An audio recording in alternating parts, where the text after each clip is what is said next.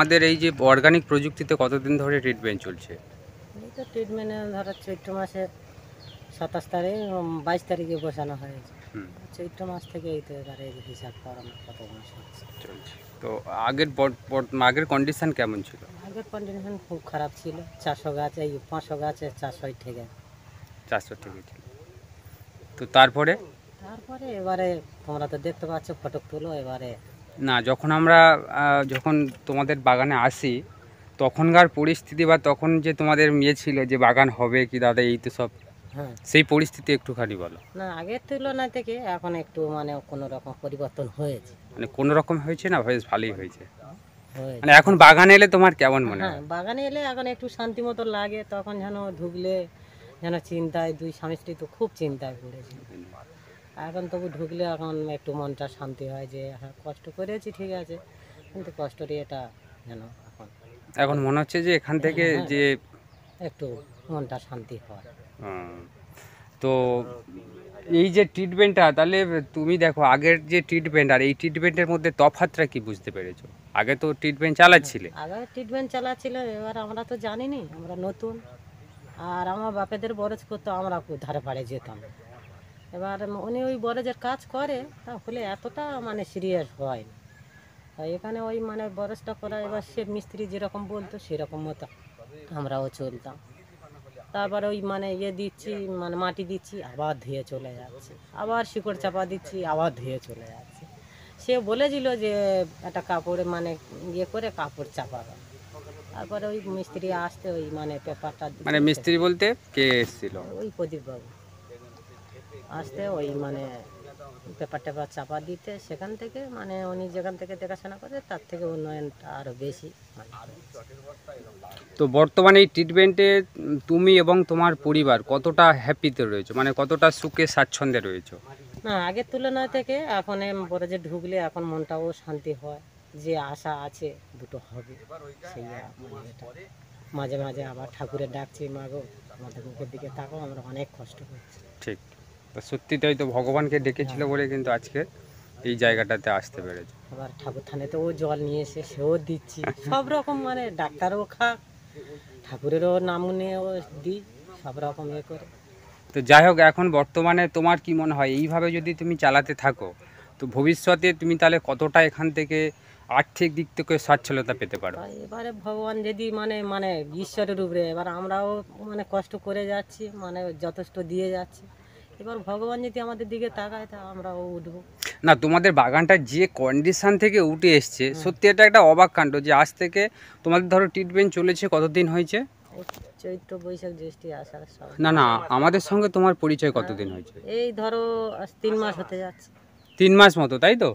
হ্যাঁ হ্যাঁ হ্যাঁ, 3 মাস তো হতে 3 মাসে তুমি দেখো, 3 মাস আগে তোমাদের বাড়িতে যখন এসছিলাম তখন মানে বাগান ছেড়ে দেওয়ার পথে যে আর হ্যাঁ। যা হয় আর মানে আর হ্যাঁ, লক্ষ্য করতে। বলতেছি না, আমাদের খুব টেনশন, দুই স্বামী স্ত্রী যে কটা মানে ছিল, মেয়ের কাজে কিছু নিয়ে এই লেগেছি। এখন ওই যে দেনা শোধ করতে পারতেছি না, এর থেকে তো আর পাচ্ছি না, আরও দেনা করে করে এর পিছনে আবার ঢালছি। সেটা বলছি, এই সেখান থেকে যে উঠে এসছেন আপনারা, এই যে গাছ এখন একটা জায়গাতে দাঁড়িয়েছে, এটা একটা সত্যি একটা। হ্যাঁ হ্যাঁ, এটা এখন মানে পরে যে ঢুকলেও মন শান্তি হবে, বা দুটো গাছপালা আবার মরে গেলে, একটা যদি গাছ মরে তখন আমারও খুব কষ্ট লাগে। ঠিক। তো আজকের মহিলাদের এই যে স্বনির্ভরতা লক্ষ্যে এই যে পান বরজের থেকে এই যে আজকের যে জায়গাটা এসছেন আপনারা, তো এইভাবে চালাতে থাকলে ভবিষ্যতে আপনি কি কি লক্ষ্য বা কি কি উদ্দেশ্য নিয়ে চলাফেরা করছেন, যে কি কি করতে চাইছেন বরজ থেকে? কি করবো এবার, বরস থেকে আমাদের তো যত মানে মানে জায়গা আগামী এগ্রিমেন্ট মানে তো যতক্ষণ কেনা ততক্ষণ খাওয়া, আমাদের তো আর আর্থিক অবস্থা আর তো সেরকম নেই হুম। যে আমার শ্বশুরের 5 বিঘা আছে তাও নেই, আমার স্বামীরও নেই। আমাদের যতক্ষণ খাটার উপরে নেই, এছাড়া আমাদের আর কোনো ইয়ে নেই। আচ্ছা আচ্ছা, ওকে, থ্যাংক ইউ বৌদি। বাপি হালদার, পূর্ণচন্দ্রপুর।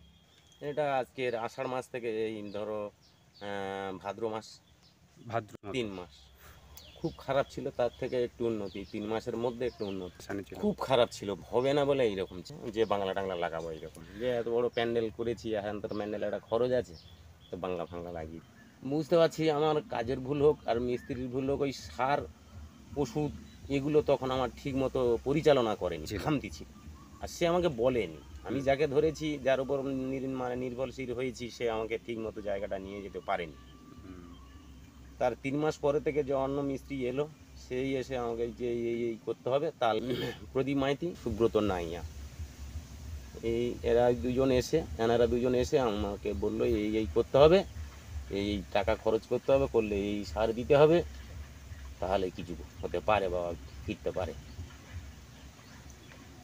তারা এই করলে বলতে আমি এইসব করে এই পর্যন্ত এসেছি। হ্যাঁ, করেছিলাম যে আমার এই তো অবস্থায়, এনারা যদিও সাহস দেয়, বলে, তাহলে আমি যদি খরচ করি, তাহলে আমার খরচটা ওই প্রতি খুব কষ্টকর হয়ে যাচ্ছে।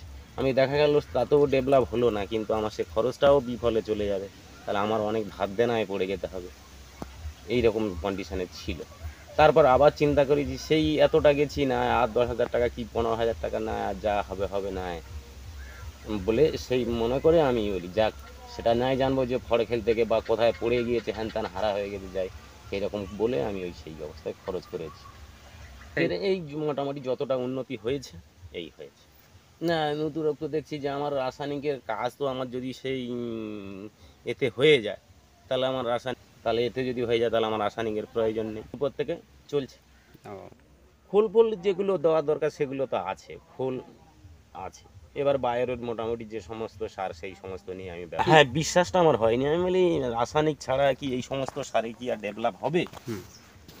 কিন্তু দেখা গেল তারা ভরসা দিল তারা যে হ্যাঁ হতে পারে, তা সেই মতো তাতে করে হয়েছে। দেখতে পাচ্ছি আগে যেটা ছিল বা তার থেকেই আমার মনে হচ্ছে যে আমার গাছ একটু হয়েছে, তাতে আমার গাছের রূপ যৌবন একটু আলাদা ফেরা হয়েছে বা হবে বলে আমার আশা করছি আমি, যে মানে এইবারে আমার বাড়িটা পূরণ হতে পারে। তো ছিল না ঠিক। যে আমি এত খরচ খরচা করেছি 1 লাখ টাকার মতো, তাহলে আমার এই চলে যাবে আর আমার গরিব জীবনে কোথায় যে দাঁড়াতে হবে তারও ঠিক নেই। না, আমার রাসায়নিকের দরকার নেই। আমার এতে যদি ডেভেলপ হয়ে যায়, তাহলে রাসায়নিকের আমার দরকার কি আছে? আমার প্রয়োজন নেই। এইভাবে যদি চলে যায়, তাহলে আমার রাসায়নিকের কোনো প্রয়োজন নেই, রাসায়নিকের কোনো খোঁজেরও দরকার নেই, আমরা চলে যাবে।